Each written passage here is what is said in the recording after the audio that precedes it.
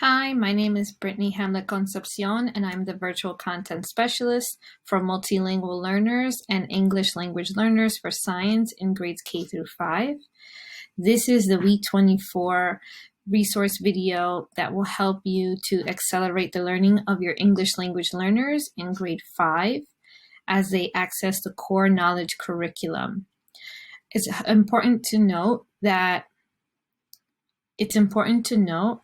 all of the strategies, resources, and supports seen in this video can also be used in grade 4 and in grade 3. The content on this video will include the flow of this week, as well as the instructional focus for each day, the weekly target vocabulary, some possible strategies for language instruction, and additional resources.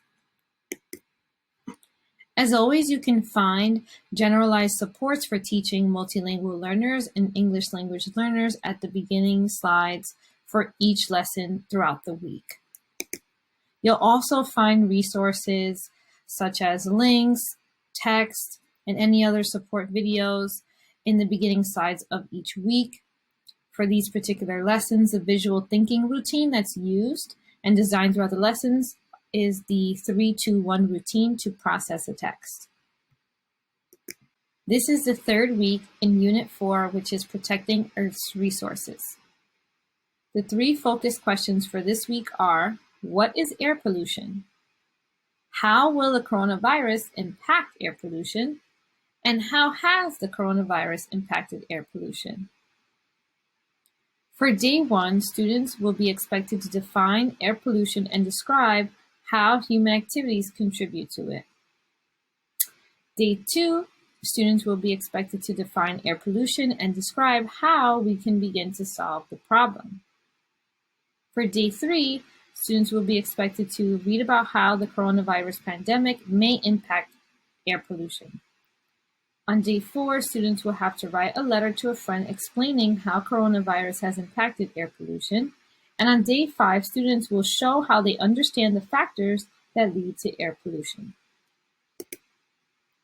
Here are the instructional foci for the entire week. Of course, we're thinking about language modality-centered activities. For days 1, 2, and 3, students will do reading and listening-centered activities that will have writing and speaking outcomes. For day 4, the main activity is writing-centered, where students will use information they have previously read and will have to discuss. For day 5, there is a listening-centered activity with writing and discussing outcomes. Here are the possible language objectives you can use as you plan your instruction for this week.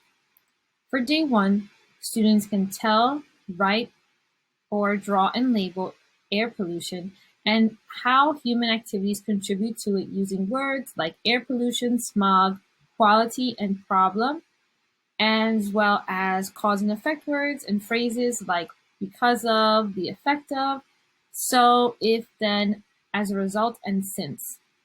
For day 2, students can use these same skills such as telling, writing, drawing, and labeling air pollution, but also thinking about the problems and solutions in order to solve this challenge.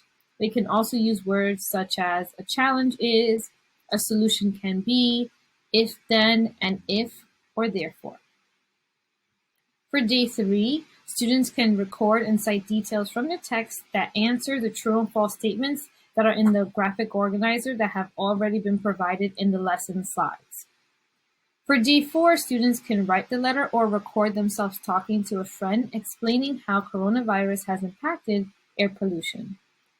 For day 5, students can listen to a video and list these factors that lead to air pollution.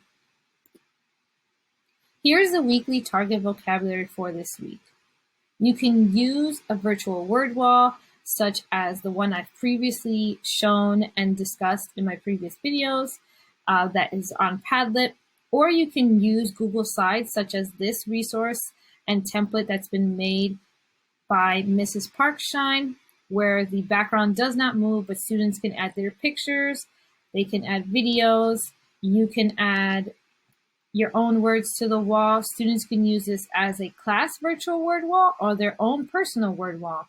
And this may be something you can consider instead of Padlet if you're not comfortable with Padlet, since students are more comfortable using slides, and you can easily put this on Google Classroom where students can access it more easily.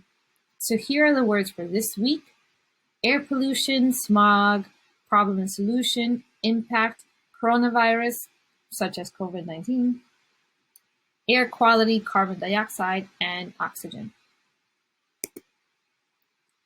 Some possible strategies for instruction you may want to consider is previewing the vocabulary using the Foursquare organizer I've previously mentioned in other videos, or this virtual word wall that students can use as a class word wall or their own personal one. You may consider sharing the reading, such as chunk text or doing a teacher read aloud in a teacher-led small group. You can use sentence starters for discussion as well as writing sentence starters. And of course, give your students lots and lots of think and wait time. For day 2, you can use an organizer such as this cause and effect one I previously mentioned. You can use photos to help your entering and emerging students understand what air pollution is and the causes of air pollution. You can review that vocabulary using the virtual word wall. You can also use these other strategies such as sentence starters for talking and for writing, and of course, lots of think and wait time. For day 3, you might want to review that target vocabulary just so that students are more familiar and using the vocabulary throughout the whole week. They can use this problem and solution organizer that you can pre-fill for your entering and emerging students with evidence from the text. They can also use collaborative slides like Google Slides or Jamboard, and you'll see in my additional video some of those collaborative resources you may consider while students work in small groups. You can do text annotation, teacher think aloud, use word banks, sentence starters, and of course, lots of think and wait time. Since students are going to write a letter for a 3rd week in a row, for your upper level transitioning and expanding students, you may consider having them use the graphic organizer as a reference rather than writing their work completely on the organizer, since a scaffold is meant to be used temporarily and not permanently. You also may want to review the target vocabulary for the week so that they can use it in a word bank as well as in their writing. And of course, for entering and emerging students, consider having them add images to their letter to show that they are understanding the content, and they're also showing what they're learning.